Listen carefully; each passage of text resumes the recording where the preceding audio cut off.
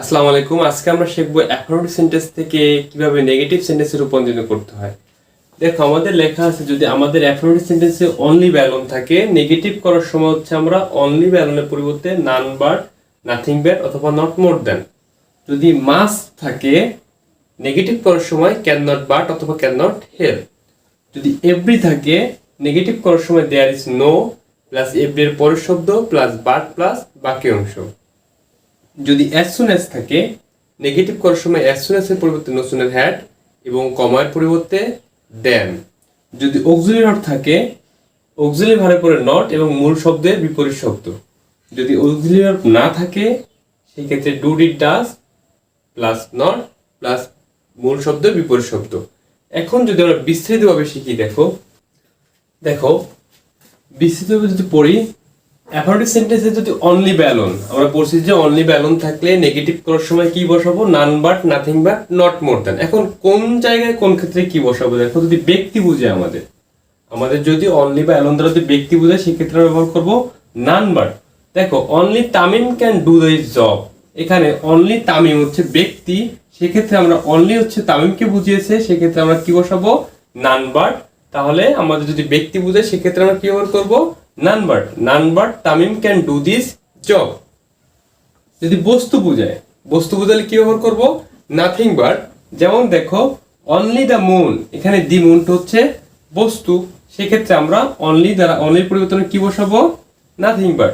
Only the moon is visible, এটাকে যদি negative সেন্টেন্সে রূপান্তরিত করি, সেক্ষেত্রে কি হবে? Nothing but the moon is visible. যদি সংখ্যা বুঝায়, অনলি বা অ্যালন দ্বারা কি বুঝায়? সংখ্যা বুঝায়, সেক্ষেত্রে আমরা কি ব্যবহার করব? Not more than. কি ব্যবহার করব? নট মোর দ্যান অথবা নট লেস দ্যান। যেমন দেখো, তামিম ইজ অনলি 6, সেক্ষেত্রে কি হবে? তামিম ইজ অনলি 6, 6 হচ্ছে সংখ্যা, ইজ নট মোর দ্যান 6। তাহলে আমরা কি পাইলাম? যে আমাদের অ্যাফার্মেটিভ সেন্টেন্সে যদি অনলি ব্যালন থাকে, সেই সেন্টেন্সটাকে যদি নেগেটিভ সেন্টেন্সে রূপান্তরিত করি, তাহলে অনলি ব্যালন যদি ব্যক্তিকে বোঝায়, সেক্ষেত্রে আমরা বসাবো তার পরিবর্তে নান বাট।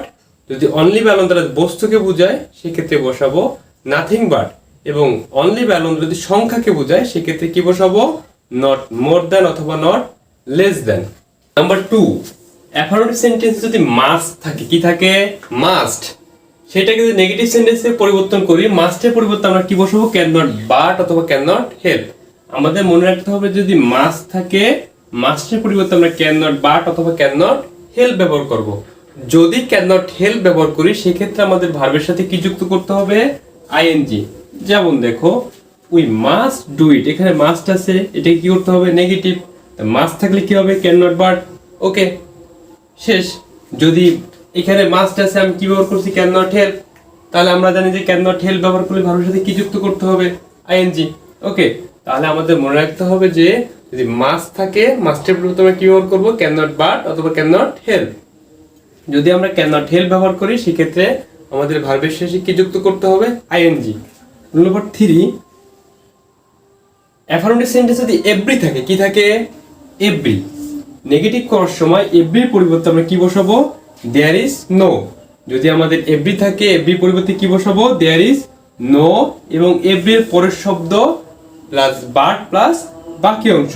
যেমন দেখি, every man wants to be happy, এখানে কি হবে? There is no. এভরি পরিবর্তে কি হবে? There is no. এখানে পরের শব্দটা কি? Man. There is no man but wants to be happy. দেখো, রুল নাম্বার 4, অ্যাফার্মেটিভ সেন্টেন্স যদি অ্যাজ সুন অ্যাজ থাকে, কি থাকবে? As soon as. নেগেটিভ করার সময় আমরা অ্যাজ সুন অ্যাজ এর পরিবর্তে আমরা কি বসাবো? No sooner had. আমাদের মনে রাখতে হবে যে আমাদের অ্যাফার্মেটিভ সেন্টেন্স যদি অ্যাজ সুন অ্যাজ থাকে, নেগেটিভ করার সময় অ্যাজ সুন অ্যাজ এর পরিবর্তে আমরা কি বসাবো? নো সুনার হ্যাড এবং কমা থাকবে। দুটো সেন্টেন্স থাকবে, মাঝখানে একটা কমা থাকবে, কমার পরিবর্তে আমরা কি বসাবো? দেন। যেমন দেখো, as soon as he lived the place, comma he went away. তা অ্যাজ সুন অ্যাজ এর পরিবর্তে কি বসাবো? No sooner had he lived the place, কমার পরিবর্তে দেন হি ওয়েন্ট অ্যাওয়ে। ওকে, তাহলে আমাদের মনে রাখতে হবে যে যদি আমাদের অ্যাফার্মেটিভ সেন্টেন্সে অ্যাজ সুন অ্যাজ থাকে, নেগেটিভ করার সময় অ্যাজ সুন অ্যাজ এর পরিবর্তে আমরা কি বসাবো? নো সুনার হ্যাড এবং কমার পরিবর্তে দেন। দেখো, সব থেকে ইম্পর্টেন্ট হচ্ছে এইটা, অ্যাফার্মেটিভ সেন্টেন্সে যদি অক্সিলারি ভার্ব থাকে, সেই সেন্টেন্সটাকে যদি আমরা নেগেটিভ সেন্টেন্সে রূপান্তরিত করি, সেই অক্সিলারি ভার্বের পরে আমরা কি বসাবো? নট। কি বসাবো? নট এবং মূল শব্দের বিপরীত শব্দ। যেমন দেখো, Raju is a good boy. এই সেন্টেন্স অক্সিলারি ভার্ব কি? ইজ। মূল শব্দ কি? গুড। রাজু হয় ভালো ছেলে। এইটাকে যদি আমরা নেগেটিভ সেন্টেন্সে রূপান্তরিত করি দেখো, রাজু অক্সিলারি ভার্ব হচ্ছে ইজ, ইজের পরে কি বসাবো? নট এবং মূল শব্দ হচ্ছে গুড, গুডের বিপরীত শব্দ হচ্ছে কি? Bad. Raju is not a bad boy. দেখো, আমরা অ্যাফার্মেটিভ থেকে নেগেটিভ করি, আমাদের অর্থের কিন্তু কোনো চেঞ্জ হবে না।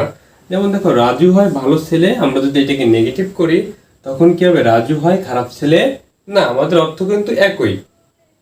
এখন আমরা যদি অক্সিলারি সম্পর্কে ধারণা নিই, দেখো আমাদের অক্সিলারি ভার্ব হচ্ছে am, is, are, was, were, have, has, had, shall, should, can, could, will, would, may, might. এগুলো হচ্ছে আমাদের অক্সিলারি ভার্ব। এগুলো আমরা অবশ্যই মুখস্থ করব। এখন যদি আমাদের অক্সিলারি ভার্ব না থাকে, আমাদের অ্যাফার্মেটিভ সেন্টেন্সে যদি কি না থাকে? অক্সিলারি ভার্ব না থাকে, সেক্ষেত্রে আমরা টেন্স অনুযায়ী ডু, ডিড, ডাজ বলবে। কি বলবে? Do, did, does. Do, did, does এগুলো হচ্ছে আমাদের অক্সিলারি ভার্বের কাজ করবে। এখন আমরা কোন ক্ষেত্রে, কোন জায়গায় ডু, কোথায় ডিড, কোথায় ডাজ ব্যবহার করব? যেমন দেখো, আমাদের ভার্বের যদি প্রেজেন্ট ফর্ম হয়, আমরা জানি যে ভার্বের কয়টা ফর্ম? 3টা ফর্ম। ভার্বের প্রেজেন্ট ফর্ম, ভার্বের পাস্ট ফর্ম, ভার্বের পাস্ট পার্টিসিপল ফর্ম। আমরা সংক্ষেপে বলতে পারি ভার্ব 1, ভার্ব 2, ভার্ব 3। ভার্বের প্রেজেন্ট ফর্ম হলে আমরা কি ব্যবহার করব? ডু। যেমন দেখো, আই লাভ মাই মাদার। এখানে ভার্বের প্রেজেন্ট ফর্ম আছে, এখানে আই, যেহেতু আমাদের অক্সিলারি ভার্ব নাই, সেক্ষেত্রে আমি ডু ব্যবহার করব। ডুর পরে আবার নট ব্যবহার করতে হবে এবং মূল শব্দ হচ্ছে লাভ। লাভের বিপরীত হচ্ছে কি? হেট। বাকি অংশ কি? My mother. ওকে, যদি এরকমের থাকে হি লাভস।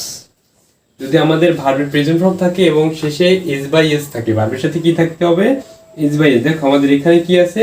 এস যুক্ত আছে, সেক্ষেত্রে আমরা ডাজ ব্যবহার করব। তাহলে he does not hate his mother.